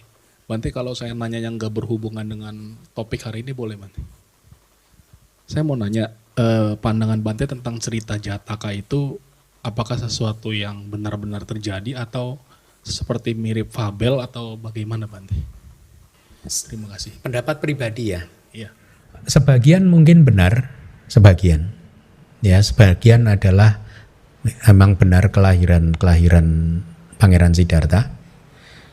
Tapi sebagian lain mungkin itu pengembangan belakangan. Jadi tambahan dari guru-guru belakangan. Ini pendapat saya pribadi. Tetapi apapun demikian, walaupun misalkan itu adalah penambahan dari guru-guru belakangan, saya tidak pernah mempermasalahkan itu. Kenapa? Karena setiap cerita Jataka itu mempunyai pesan moral yang bagus. Setiap cerita. Kalau Anda baca Jataka itu, pesan moralnya sangat kuat. Artinya memberikan panduan kepada kita tentang bagaimana seharusnya kita itu mengembangkan diri kita. Ya, misalkan kalau tentang kemurahan hati kan disebut, misalkan pada saat Bodhisatta lahir sebagai Wesantara, itulah pada saat dia sudah memberikan apa yang diminta oleh Brahmana Jujaka atau siapa itu, itulah akhir dari praktek pemenuhan parami beliau. Beliau sudah siap jadi raja pada saat beliau memberikan anak dan istrinya, misalkan begitu ya. Memahaminya adalah karena kualitas seperti itulah maka wajar saja beliau menjadi Buddha. Karena latihan ototnya beda sama kita. Ya enggak? Kita kan ototnya paling push up gitu ya. Bodhisattva beda. Ototnya dilatih sedemikian rupa gitu. Ya. Ada logikanya konsisten kalau menurut saya. Jadi itulah mengapa saya tidak pernah mempermasalahkan meskipun saya ada istilahnya pendapat pribadi seperti itu tadi. Saya tetap menghormati cerita Jataka, ya, karena pesan moralnya itu kuat semua cerita Jataka. Ya. Misalkan apa sih yang terkenal waktu beliau lahir jadi monyet itu Mahakapi. Ya, raja monyet itu ya, bagaimana meskipun ada orang yang terjerumus ke jurang atau apa ditolong sama dia sampai di atas jurang, orangnya kelaparan, kemudian dia pengen makan daging monyet itu, si Mahakapi itu Bodhisattva, kemudian ambil batu, kepalanya dipukul ya, tapi dia masih bisa, Bodhisattva masih bisa menghindar, kepalanya berdarah-darah, walaupun demikian masih ditunjukkan jalan keluar, nggak ada dendam. Jadi itu cerita itu buat saya itu sangat istilahnya apa ya, memberi arah kepada saya tentang bagaimana sih sebenarnya kita harus hidup di dalam dunia ini, apa yang harus kita lakukan. Oh, memaafkan misalnya, meskipun mungkin kita kadang masih kesulitan, tapi kita udah punya pedoman dulu, ini loh arah kita mau ke sana ini loh gitu ya. Jadi itulah yang saya suka cerita Jataka. Sama juga saya suka dengan cerita Milinda Panha, meskipun itu bukan dari Buddha. Nah, tapi Milinda Panha itu adalah kitab sama Jataka, Milinda Panha itu pertanyaan raja-raja Milinda itu pertanyaan Raja Milinda itu adalah kitab favorit saya di masa-masa awal di Myanmar dulu. Ya, tidak ada perbedaan. Artinya inilah dhamma gitu. Ya, dan saya bisa saja salah. Ya. Ada beberapa kelompok Ada biku yang menolak total bahwa itu bukan, itu hanya fabel katakanlah, total ditolak. Kalau saya enggak, ada cerita tertentu itu adalah cerita yang benar terjadi di kehidupan bodhisatta. Atau ada yang menerima total. Oh, itu terjadi benar-benar. Kalau Anda bertanya kepada misalkan Bante-Bante Myanmar, mungkin rata-rata akan menjawab terima total, out of faith, karena sadanya yang kuat gitu. Beliau akan menerima. Misalkan Anda tanya ke Bante Wisuda gitu, Jataka apa? Saya yakin beliau jawab iya gitu. Karena begitulah memang biku Myanmar itu kuat sadanya itu sedemikian rupa gitu. Tapi saya mencoba sebagai orang Indonesia gitu ya, semoga mungkin ada yang tambahan, tetapi pesan moralnya itu kuat. Saya sangat suka. Itu jadi nggak ada masalah sih. Pertanyaan sambungannya Bante. Ini saya karena maaf ya, saya baca Milindapanya yang versi bahasa Indonesia. Saya nggak tahu itu terjemahan benar atau salah. Karena saya confused dengan misalnya Bante cerita tadi jadi monyet, tapi dia bisa memaafkan, berarti kan ada unsur kebijaksanaan di sana kan Bante. Tapi maksudnya di Milindapanya waktu itu kan disebutkan bahwa sebenarnya binatang itu tidak mempunyai panya kebijaksanaan, tapi memiliki logika. Nah, maksudnya saya sempat confused di sana Bante. Terima kasih. Harusnya nggak berbenturan sih. Mungkin kamu apa di cerita yang mana? Di Milindapanyanya. Yang waktu pertanyaan tentang bahwa apakah binatang punya kebijaksanaan atau tidak, kalau nggak salah yang Mulia Nagasena menjawab itu binatang tidak mempunyai kebijaksanaan. Atau mungkin yang bahasa Indonesia terjemahannya salah Ya, atau gimana, makanya, saya kurang tahu. Kalau tahu judul ceritanya, sampaikan ke saya, nanti saya lihat palinya. Ya kalau mungkin di grup aja nanti di ini. Saya nggak di grup. Oh ya, nanti saya bisa lacak kalimat aslinya bagaimana. Boleh nanti kalau saya datang ke sini lagi saya. Terima kasih Bante. Tapi butuh waktu karena melacak Milindapanya ada di laptop. Ya, tapi nggak bisa cepat. Seharusnya tidak bertentangan karena itu yang guru saya selalu ajarkan, konsistensi itu ada, terjaga, kesinambungan itu terjaga.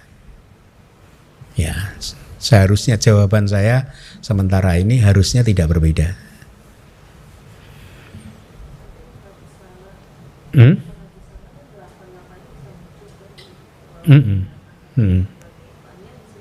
Nah, harusnya makanya harusnya tidak bertentangan gitu. Harusnya makanya mungkin palinya yang kurang pas, terjemahannya yang kurang pas.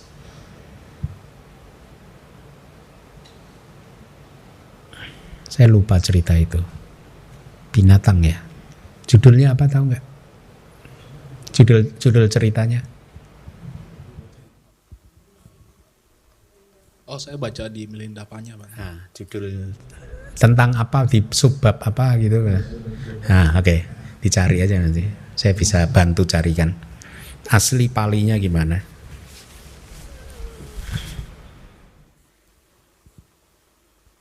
Ada lagi yang ingin bertanya? Mandami Asin, saya cuma masih agak bingung yang tadi dijelaskan mengenai isyarat kayak winyati. Jadi yang dikatakan tidak ada pergerakan itu kan berarti objek mata kan yang kita melihat itu sebenarnya adalah seperti film, tidak ada gerakan. Tapi sebenarnya dari kalau gerakannya sendiri kan maksudnya memang terjadi kan, berarti ada unsur di situ, ada unsur angin dan unsur yang lain-lainnya yang membuat gerakan itu terjadi. Cuma si penerimanya, saya misalnya yang melihat itu sebenarnya objek itu tidak bergerak gitu kan, begitu ya penjelasannya. Terbalik malah, kita malah seolah-olah melihatnya ada pergerakan, tetapi sesungguhnya itu tidak ada pergerakan. Sesungguhnya yang terjadi adalah di setiap momen yang sangat singkat sekali itu materi dibentuk, kemudian di tempat itu, hancur di situ, kemudian di tempat yang berdempetan dibentuk lahir lagi, hancur lagi di situ gitu terus. Jadi perumpamaannya seperti itu. Tadi saya rasa perumpamaan bioskop itu tepat itu. Kita melihatnya seolah-olah ada pergerakan, tetapi kalau kita lihat filmnya, sesungguhnya gambarnya nggak bergerak kan, itu kan gambar yang mirip-mirip gitu, bergerak sedikit-sedikit gitu kan. Tapi karena diputar cepat sekali akhirnya gitu. Kita melihatnya ada pergerakan, tapi sesungguhnya nggak ada pergerakan. Gitu.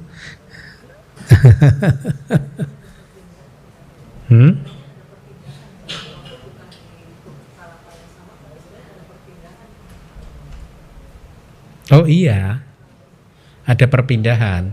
Tapi kan setiap sub momen itu hancur sudah. Pergerakan itu kan artinya begini loh. Satu wujud yang sama bergerak-gerak gitu loh. Kayak di bioskop itu. Ini bergerak. Padahal yang filmnya itu sebenarnya tidak ada pergerakan kan. Jadi tergantung sih memahaminya sih. Bahwa ini katakanlah realitas hakikinya bergerak, iya.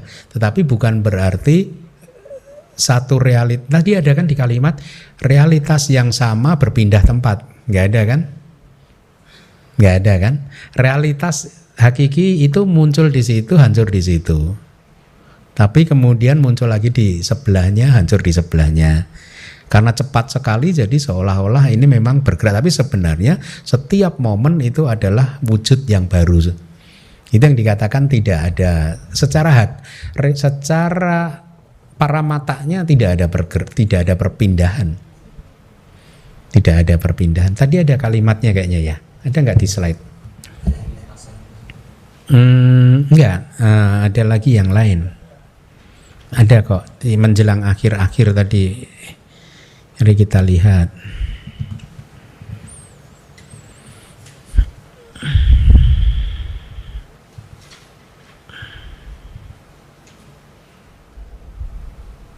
Oh ya beneran di lintasan tadi.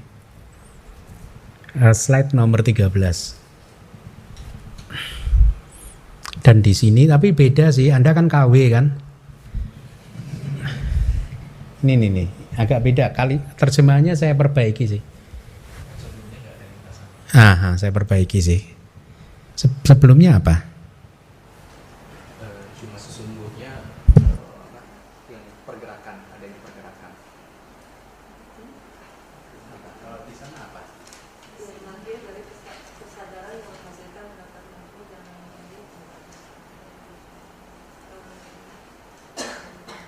Nomor 13. Slide 13.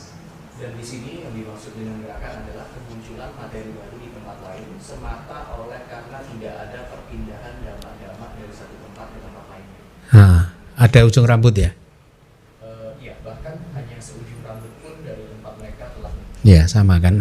Saya ganti lintasan aja ya kayaknya. Lintasan sama di situ apa? Perpindahan ya. Karena sangka mana itu harusnya ya. Oke. Coba ada yang bawa grammar nggak? Sangka mana? Ya. Ini loh. Ups, ntar saya kuning ya.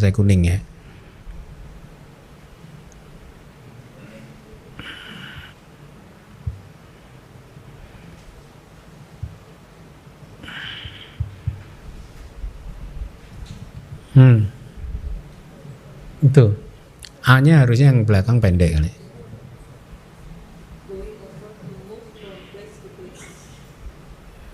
Bergerak dari satu tempat ke tempat ya. Lintasan.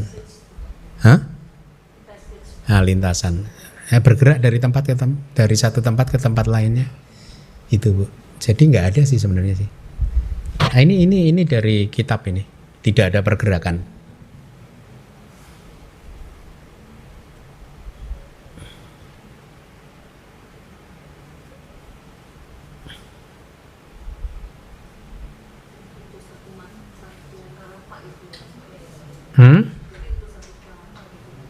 Untuk setiap kelapa ya.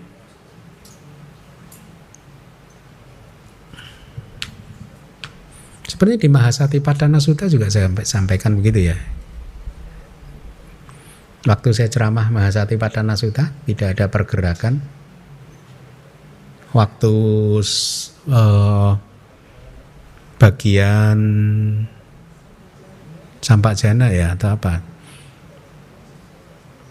4 pergerakan tubuh kayaknya ya, sempat saya singgung kayaknya. Jadi kalau ininya nggak ada pergerakan. Nah.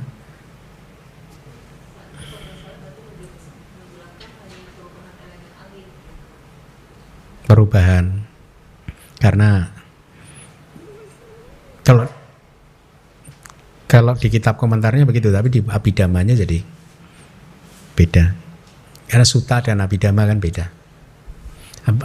Model penjelasannya beda. Di sini lebih akurat. Penjelasan ini kalau tadi disampaikan di hari Minggu juga makin apaan sih? Nanti ngomong apa sih?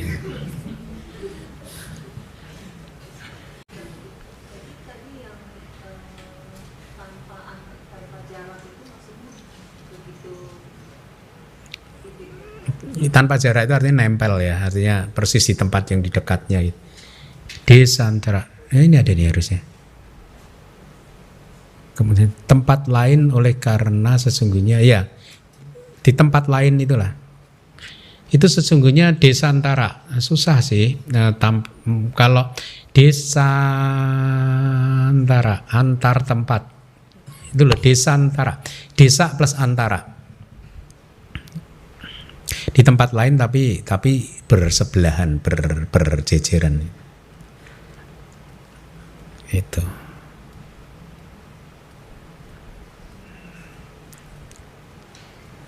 Mungkin kalau selain ilustrasi bioskop itu kan seperti kalau kita lihat satu gerakan yang di slow motion kan, tetapi dilihatkan masing-masing pergerakan gitu. Kalau kita gerakan seperti ini kan ada satu-satu masing-masing sangat berdekatan, tetapi itu sudah berbeda-beda kan, dengan posisi yang berbeda. Iya, kalau kecepatannya lambat kelihatan.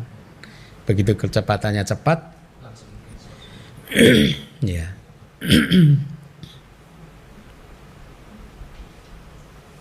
Dulu waktu masih suka nonton video yang Betamax itu kan, kalau pas pitanya ngadat, ya, kayak pantomin ya, itu ya. Kenapa? Bandit ceritanya Betamax. Habis itu nggak paham sih saya video apa sekarang. Katanya udah sampai ke USB gitu kan. Siapa dulu pernah ngasih saya? Ada USB udah bentuk film gitu.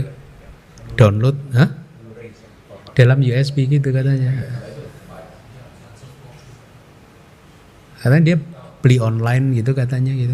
Tentang Buddha apa gitu loh. Lupa saya. Gitu Bu Vero ya. Nggak ada pergerakan. Saya rasa contoh move bioskop itu tepat sekali sih. Ada lagi? Ya, Pak Aris.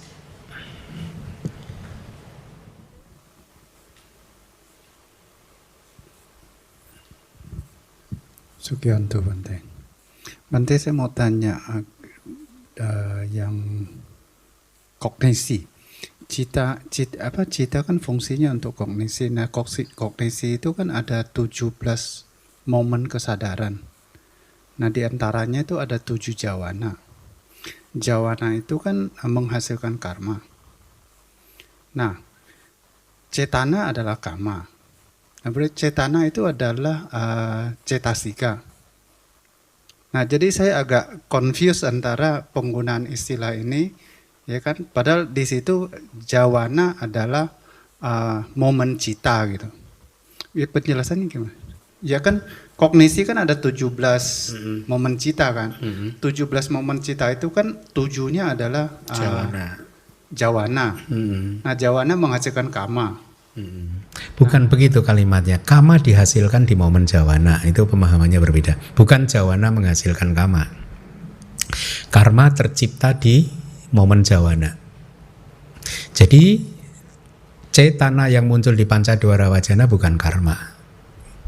Meskipun di Sutta Buddha mengatakan cetanahang bhikkhave kamang vadami, wahai para bhikkhu saya katakan yang disebut kama adalah cetana atau cetana adalah kama. Ya, tapi itu kan bahasa sutta. Kalau bahasa abhidhamma ya kita harus lebih akurat lagi. Cetana yang muncul di kusala jawana dan akusala jawana itulah karma. Gitu. Jadi bukan apa tadi Pak Aris kalimatnya kama diciptakan oleh jawana gitu. Atau jawana apa? Jawana menghasilkan karma. Karma diciptakan di momen jawana. Tapi itu pun harus ditambah akurat, lebih akurat lagi jawananya juga harus yang kusala atau akusala. Karena kalau kiriya jawana tidak bisa menghasilkan, bukan karma. Itu jawana yang muncul di pancadwara wajana cita bukan karma. Jawana yang muncul di sampaticana cita, santirana cita, wodrabana cita bukan karma. Jawana, cetana. Kan karma adalah cetana. Itu kalimat sutta. Ya, nah di kalimat abhidhamma sebenarnya kalimatnya kalau di teks itu ada salah satu syair yang mengatakan karma adalah cetana yang muncul di kusala jawana dan akusala jawana. Itu akuratnya. Itu ya. Terus pertanyaan bagaimana itu bisa muncul di karma itu bisa muncul di jawana? Karena jawana itu kan kayak reaksi kita kan, dorongan hati kan.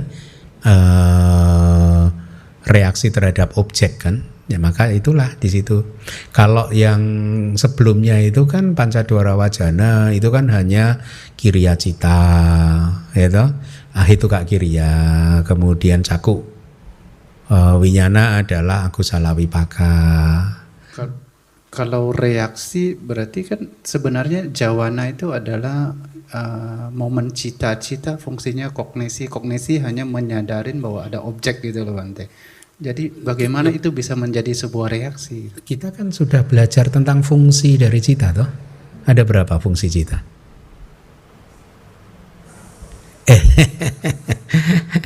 Berapa? 17. Yuk dihitung ya apa saja. Pati sandi bawangga cuti awajana dasana dan seterusnya. Dasana berarti kan melihat, mendengar dan seterusnya, berarti ada 5 kan? 1, 2, 3, 4, 5. Menerima, terus investigasi 11, memutuskan 12, kemudian tadaramana, jawana 13, tadaramana 14. Ada 14. Cita itu fungsinya itu tadi.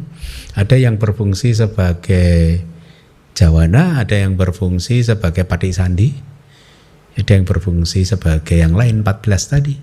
Bukan fungsinya sebagai kognisi aja. Itu karakteristik. Karakteristik dari kesadaran adalah menyadari adanya objek. Semua cita karakteristiknya sama. Karakteristik tapi fungsinya beda-beda. Ada berapa tadi? 14. Ya. Jadi karakteristik dan fungsi itu beda. Makasih Bante. Iya. Aramana cinte titik citang. Disebut cita karena mengenali objek. Wisaya wijanati atau artinya adalah mengenali objek, mengetahui adanya objek. Karakteristik itu. Ya. Oke.